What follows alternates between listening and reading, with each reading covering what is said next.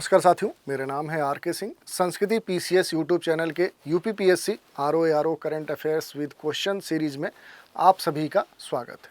चलिए देखते हैं इस सीरीज के अंतर्गत आज के एपिसोड में कौन से महत्वपूर्ण करंट अफेयर्स पर आधारित प्रश्न हैं।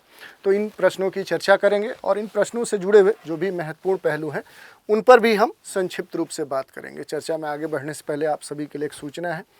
संस्कृति आईएएस के द्वारा गणतंत्र दिवस के अवसर पे एक बड़ा ही महत्वपूर्ण डिस्काउंट ऑफर दिया जा रहा है, जिसके तहत यूपीएससी फाउंडेशन जो कोर्स हैं, जिसमें लाइव कोर्स हैं, उन पर 50% का डिस्काउंट ऑफर दिया जा रहा है। जो महत्वपूर्ण कोर्स इसमें शामिल हैं, तो देखिए, पहला कोर्स है यूपीएससी जीएस पीटी और मेंस के लिए, जिसके लिए निर्धारित जो फ़ी है वो 1,10,000 है, जो कि डिस्काउंट के बाद आपको केवल 55,000 में प्रदान की जाएगी। इसके अलावा यूपीएससी जीएस और सीसेट का पीटी मेंस का पूरा कवरेज है।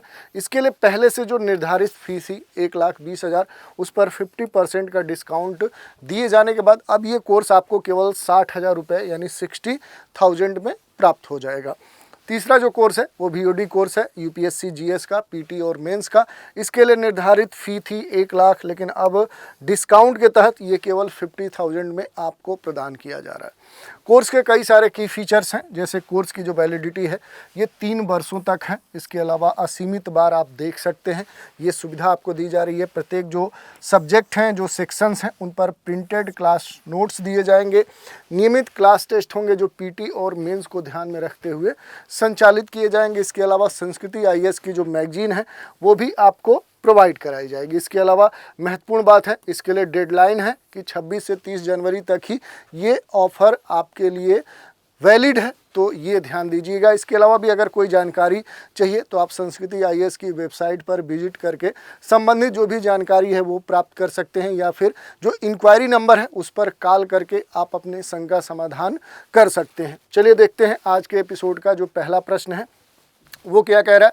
तो प्रश्न है, हिंदी साहित्य के विकास में योगदान के लिए 12वें विश्व हिंदी सम्मान से किसे सम्मानित किया गया है। विकल्प दिए गए हैं, अरुंधति सुब्रमण्यम, संजना ठाकुर, डॉक्टर उषा ठाकुर और अल्पना किलावाला। ये 4 नाम दिए गए हैं। सही उत्तर का चुनाव करना है। तो देखिए, सही जो उत्तर होगा वो हो जाएगा डॉक्टर उषा ठाकुर। डॉक्टर उषा ठाकुर को ही हिंदी साहित्य के कहीं न कहीं विकास में योगदान दिए जाने के कारण कहीं न कहीं 12वें विश्व हिंदी सम्मान से सम्मानित किया गया है, और इस कारण से जो सही उत्तर हो जाएगा डॉक्टर उषा ठाकुर। डॉक्टर उषा ठाकुर ने हिंदी और नेपाली में कहीं न कहीं जो ये 2 भाषाएं हैं, हिंदी और नेपाली, ये दोनों भाषाओं में इन्होंने 40 से अधिक कह सकते हैं कि रचनाएं की हैं, और इस रचनाओं की कृति के अनुवाद भी किए हैं। तो इस कारण से कहीं न कहीं इनका योगदान काफ़ी महत्वपूर्ण हो जाता है। दूसरा प्रश्न देखते हैं, निम्नलिखित में से सही कथन का चयन कीजिए। पहला स्टेटमेंट है, गौरव पांडे को साहित्य अकादमी युवा पुरस्कार 2024 से सम्मानित किया गया है। कौन व्यक्ति हैं? तो गौरव पांडे हैं। इनके बारे में कहा जा रहा है कि इन्हें सम्मान मिला है किससे? तो साहित्य अकादमी जो युवा पुरस्कार 2024 है वो ये प्राप्त किए हैं। दूसरा स्टेटमेंट है, अरुंधति जो राय हैं उनको वर्ष 2024 के लिए पेन पिंटर पुरस्कार के लिए चुना गया। किसे? अरुंधति राय को 2024 के लिए पेन पिंटर पुरस्कार के लिए चुना गया है, और सही जो स्टेटमेंट है उनका आपको चुनाव करना है। तो देखिए, दोनों ही स्टेटमेंट सही है। गौरव पांडे को जो कह सकते हैं कि इनके कविता संग्रह जो स्मृतियां हैं, खास तौर पे ये ध्यान रखिएगा, कभी कभी पूछता है कविता जो संग्रह स्मृतियां हैं, कहीं न कहीं उन्हीं को ध्यान में रखते हुए खास तौर पे इन स्मृतियों के बीच घिरी पृथ्वी के लिए कहीं न कहीं जो साहित्य अकादमी का युवा पुरस्कार 2024 है वो प्रदान किया गया है, और अरुंधति राय को वर्ष 2024 के लिए पेन पिंटर जो पुरस्कार है ये प्रदान किया जा रहा है। तो दोनों ही कथन सही हैं। तो इस आधार पे जो सही विकल्प होगा वो सी होगा, 1 और 2 दोनों। तीसरा प्रश्न देखिए, अलीगढ़ मुस्लिम विश्वविद्यालय, जिसे हम शॉर्ट में एएमयू कहते हैं, कि पहली महिला कुलपति के रूप में किसे नियुक्त किया गया है। विकल्प दिए गए हैं, नाइमा खातून, आलिया नीलम, अनुराधा और गीत बन्ना। सही उत्तर का चुनाव करना है। तो देखिए, नाइमा जो खातून है, इन्हें अलीगढ़ मुस्लिम विश्वविद्यालय की पहली महिला कुलपति के रूप में नियुक्त किया गया है।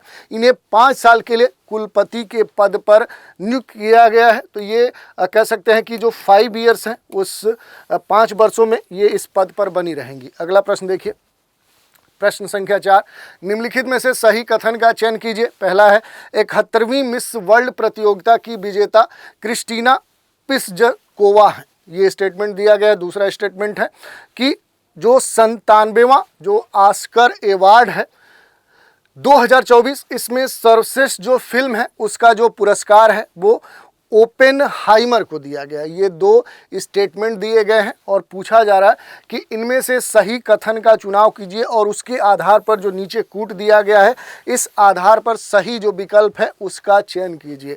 तो पहला जो स्टेटमेंट है, 71वीं मिस वर्ल्ड प्रतियोगिता का जो विजेता है वो क्रिस्टीना पिस्जकोवा है, तो ये बिल्कुल सही है। इसके अलावा देखेंगे तो दूसरा जो स्टेटमेंट है ये गलत है।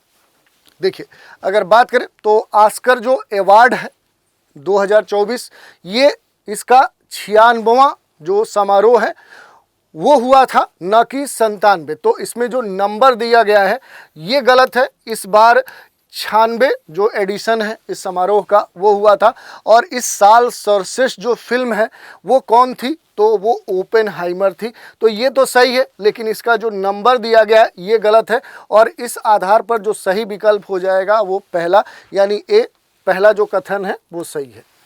अगला प्रश्न है, भारतीय थल सेना के द्वारा वर्ष 2024 को किस रूप में मनाने की घोषणा की गई है। भारतीय थल सेना के द्वारा वर्ष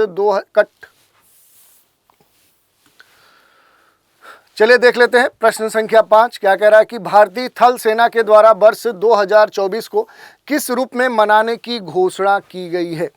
प्रौद्योगिकी अन्वेषण वर्ष, प्रौद्योगिकी अवशोषण वर्ष, विज्ञान और प्रौद्योगिकी वर्ष, नैनो टेक्नोलॉजी वर्ष। ये 4 विकल्प दिए गए हैं और पूछा जा रहा है कि जो भारतीय थल सेना है उसके द्वारा 2024 को किस रूप में मनाने की घोषणा की गई है। तो सही जो विकल्प हो जाएगा प्रौद्योगिकी जो अवशोषण वर्ष है, क्योंकि भारतीय थल सेना ने 2024 का जो वर्ष है उसे इसी रूप में मनाने का घोषणा किया है। और इस वर्ष का जो उद्देश्य होगा, सेना को, जो आर्मी है उसको विघटनकारी जो टेक्नोलॉजी है, प्रौद्योगिकी है, उसको अपनाने में मदद करना। तो ये भी महत्वपूर्ण है। सही जो विकल्प होगा वो बी हो जाएगा। अगला प्रश्न है, हाल ही में किस राज्य में 108 स्थानों पर सर्वाधिक लोगों के द्वारा एक साथ सूर्य नमस्कार करके गिनीज वर्ल्ड रिकॉर्ड बनाया गया है। विकल्प दिए गए हैं, अलग अलग भारत के राज्य हैं, यूपी है, एमपी है, राजस्थान है और गुजरात है। सही उत्तर का चुनाव करना है। तो सही जो उत्तर हो जाएगा वो गुजरात राज्य हो जाएगा।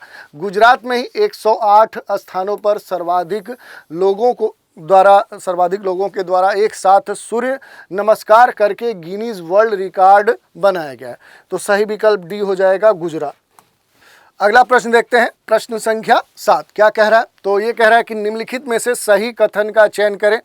पहला स्टेटमेंट है, 45वें FIDE जो फीडे शतरंज ओलंपियाड है इसका आयोजन बुडापेस्ट में किया गया, ये पूछा जा रहा है। दूसरा स्टेटमेंट है, इस ओलंपियाड में ओपन वर्ग और महिला वर्ग की प्रतियोगिताओं में भारत विजेता बना है। ये 2 स्टेटमेंट दिए गए हैं।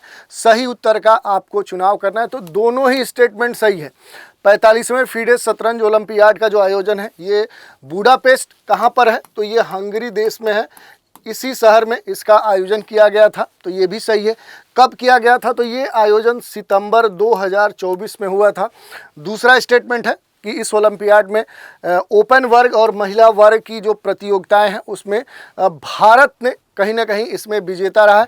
तो ये बिल्कुल सही है। तो इस आधार पर देखेंगे तो जो सही विकल्प होगा वो सी हो जाएगा। 1 और 2 दोनों सही है। अगला प्रश्न है, वर्ष 2026 के राष्ट्रमंडल खेलों का जो आयोजन है वो कहाँ किया जाएगा। राष्ट्रमंडल खेलों का जो आयोजन है इनमें से कहाँ किया जाएगा। विकल्प है स्कॉटलैंड, मॉरिशस, ऑस्ट्रेलिया और भारत। तो देखिए सही जो उत्तर होगा वो स्कॉटलैंड हो जाएगा। वर्ष यानी आगामी 2026 के राष्ट्रमंडल खेलों का जो आयोजन होना है वो कहाँ होगा, वो स्कॉटलैंड में होगा। और यहाँ जो ये देश है इसके किस शहर में होगा, तो जो ग्लासगो शहर है वहीं पर इन खेलों का आयोजन होगा।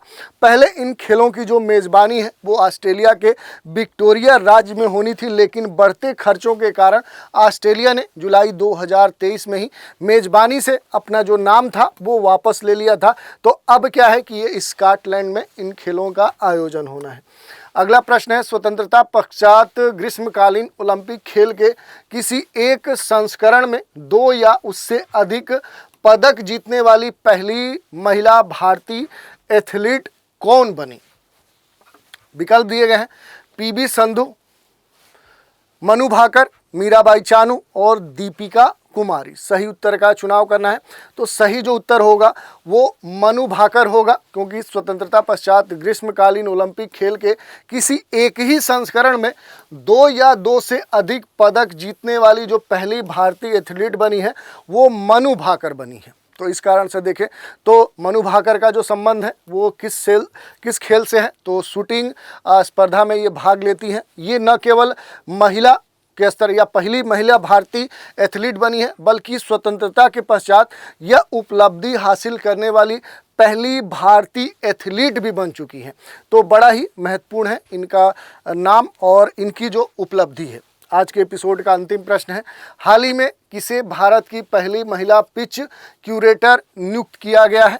तो आप समझ सकते हैं पिच क्यूरेटर नियुक्त किया गया है, वो भी महिलाओं के स्तर पे।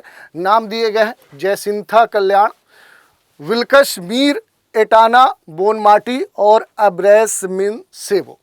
तो सही जो उत्तर हो जाएगा जयसिंथा कल्याण। जयसिंथा कल्याण ने कहीं ना कहीं महिला जो प्रीमियर लीग है उसके दूसरे एडिशन में खास तौर पे भारत की महिला पिच क्यूरेटर बनने का जो ऐतिहासिक मुकाम है वो हासिल कर लिया है। तो सही जो उत्तर हो जाएगा वो ए हो जाएगा। तो इस तरह से आज के एपिसोड में जो भी महत्वपूर्ण करंट अफेयर्स पर आधारित प्रश्न हो सकते थे उन पर हमने चर्चा की। तो आशा करते हैं कि सेशन अच्छा लगा हो। अगर आपको अच्छा लगा हो तो वीडियो को लाइक, शेयर, कमेंट करिए और अपनी प्रतिक्रिया हमारे तक पहुंचाइए। तो आज के एपिसोड में इतना ही। आप सभी हमारे साथ बने रहें, इसके लिए धन्यवाद।